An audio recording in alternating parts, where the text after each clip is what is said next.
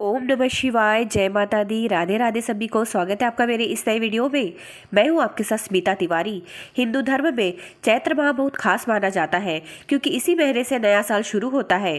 पंचांग के अनुसार हर साल चैत्र माह के शुक्ल पक्ष प्रतिपदा तिथि से हिंदू नववर्ष की शुरुआत होती है। मान्यता है कि भगवान ब्रह्मा ने इसी तिथि पर सृष्टि की रचना की थी, इसलिए इस माह में आने वाले व्रत त्योहारों का भी विशेष महत्व होता है। धार्मिक मान्यताओं के अनुसार इस महीने में पूजा पाठ, व्रत और धार्मिक कार्य करने से बहुत पुण्य मिलता है। खासकर इस महीने में आने वाली एकादशी तिथियां बहुत शुभ मानी जाती है। साल में कुल 12 महीने होते हैं और प्रत्येक महीने के कृष्ण और शुक्ल पक्ष में एकादशी तिथि होती है। इस दिन व्रत रखा जाता है। अलग अलग महीनों में पड़ने वाली एकादशी को अलग अलग नामों से जानते हैं। यह तिथि श्री हरि भगवान विष्णु को समर्पित होती है। चैत्र कृष्ण पक्ष की एकादशी को सनातन धर्म में पाप मोचिनी एकादशी कहा जाता है। शास्त्रों में ऐसा वर्णन है कि इस दिन भगवान विष्णु की पूजा और व्रत से जीवन में जाने अनजाने में हुए पाप नष्ट हो जाते हैं। इसके साथ ही श्री हरि विष्णु की कृपा भी बरसती है। तो आइए जानते हैं आज की वीडियो में कि पाप मोचिनी एकादशी की तिथि क्या रहने वाली है, इस दिन पूजा का शुभ मुहूर्त क्या रहने वाला है, व्रत को पालन करने का समय क्या रहेगा, पाप मोचिनी एकादशी का महत्व क्या होता है, इसकी पूजा की विधि क्या होती है, इस दिन हमें किन बातों का ध्यान रखना चाहिए, साथ ही इस दिन हमें क्या करना चाहिए और क्या नहीं करना चाहिए, और इस दिन हमें तुलसी के कौन से उपाय करने चाहिए। यह सारी जानकारी इस वीडियो से जानेंगे तो वीडियो को लास्ट तक जरूर देखिएगा। वीडियो को स्किप करके बिल्कुल भी मत देखिएगा। और जो भी हमारे चैनल पे नए हैं, पहली बार आए तो चैनल को सब्सक्राइब कर लीजिए और वीडियो को लाइक भी कर लीजिए और कमेंट्स बॉक्स में ओम नमः शिवाय जरूर लिख दीजिए। तो चलिए वीडियो की शुरुआत करते हैं। तो अब हम पाप मोचिनी एकादशी की तिथि जान लेते हैं। चैत्र माह की कृष्ण पक्ष की एकादशी तिथि का प्रारंभ 25 मार्च को सुबह 5:05 पर होगा। एकादशी तिथि का समापन 26 मार्च को दोपहर 3:45 पर होगा। उदया तिथि के अनुसार पाप मोचिनी एकादशी का व्रत 25 मार्च 2025 को रखा जाएगा। अब इसकी पूजा का शुभ मुहूर्त जान लेते हैं। इस दिन विष्णु जी की पूजा का शुभ मुहूर्त सुबह 9:22 से दोपहर 1:57 तक रहेगा। अब हम व्रत को पारण करने का समय जानते हैं। पाप मोचिनी एकादशी का व्रत का पारण 26 मार्च 2025 बुधवार को किया जाएगा।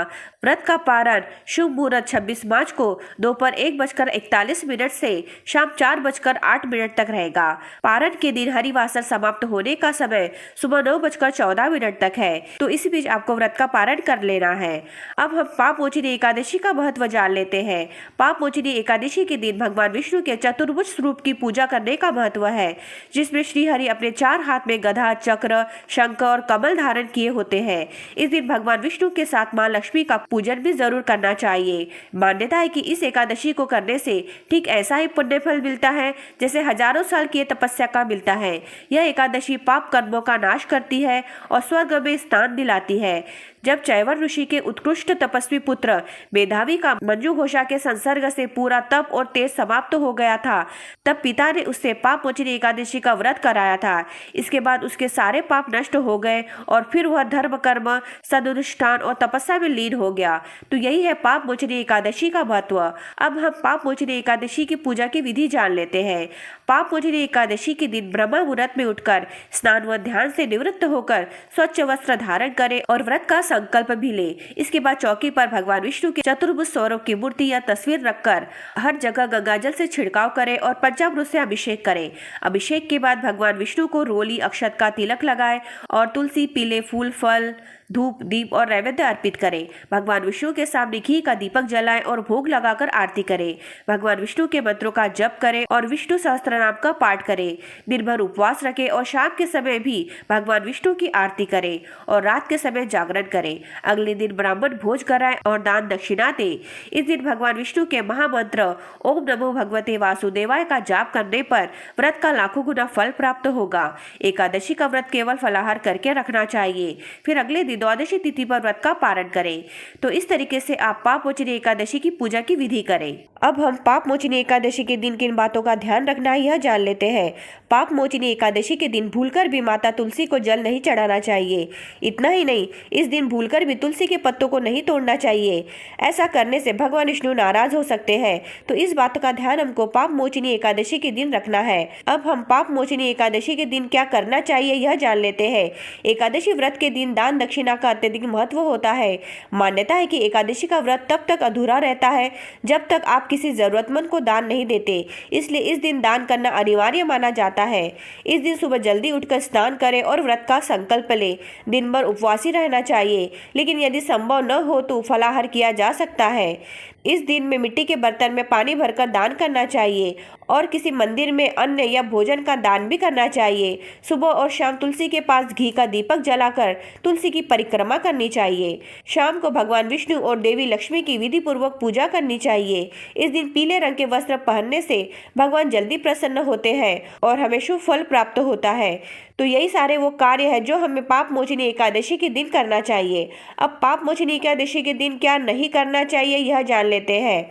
धार्मिक मान्यताओं के अनुसार एकादशी के दिन चावल और किसी भी प्रकार का तामसिक भोजन नहीं करना चाहिए। यदि इस नियम की अनदेखी की जाए तो व्रत टूट जाता है, इसलिए इस दिन चावल खाने से बचें। इसके अलावा एकादशी के दिन काले रंग के कपड़े नहीं पहनते हैं। भगवान विष्णु की पूजा की जाती है, इसलिए इस दिन पीले रंग के कपड़े पहनना चाहिए।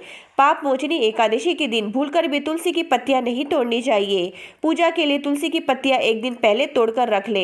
ऐसी मान्यता है कि इस दिन किसी भी पेड़ या पौधे को तोड़ना मना है। एकादशी के दिन व्रत रखने वाले व्यक्ति को बाल, नाखून आदि नहीं कटवाने चाहिए। ऐसा करने से घर में कंगाली और दुर्भाग्य का सामना करना पड़ता है। व्रत करने वाले व्यक्ति को किसी दूसरे द्वारा दिया गया अन्न दान में नहीं लेना चाहिए और नहीं खाना चाहिए। इस दिन व्रत रखने वाले व्यक्ति को सुबह देर तक नहीं सोना चाहिए, गुस्सा नहीं करना चाहिए और घर में किसी भी प्रकार के विवाद या क्लेश से बचना चाहिए। तो यही वो सारे काम है जो हमें पाप मोचनी एकादशी के दिन नहीं करना चाहिए। अब पाप मोचनी एकादशी के दिन कौन से उपाय करने चाहिए यह जान लेते हैं।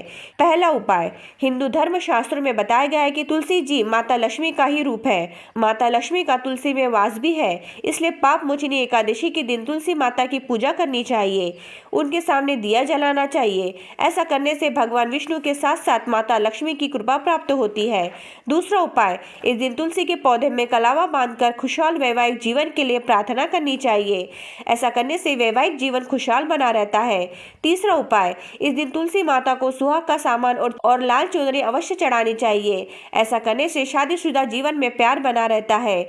तो इस तरीके से आप पाप मोचनी एकादशी के उपाय करिए। तो आज की वीडियो में हमने आपको पाप मोचनी एकादशी की संपूर्ण जानकारी दे दी है जो आपके बहुत काम आएगी। तो आज का वीडियो यही समाप्त होता है। तो जो भी हमारे चैनल पर नए हैं, पहली बार आया तो चैनल को सब्सक्राइब कर लीजिए और वीडियो को लाइक भी कर लीजिए और इस वीडियो को अपने परिजनों में शेयर करना बिल्कुल भी मत भूलिए। हमारे चैनल पे ऐसी वीडियो आती है। मिलते अगले ऐसी किसी और वीडियो में। ओम नमः शिवाय।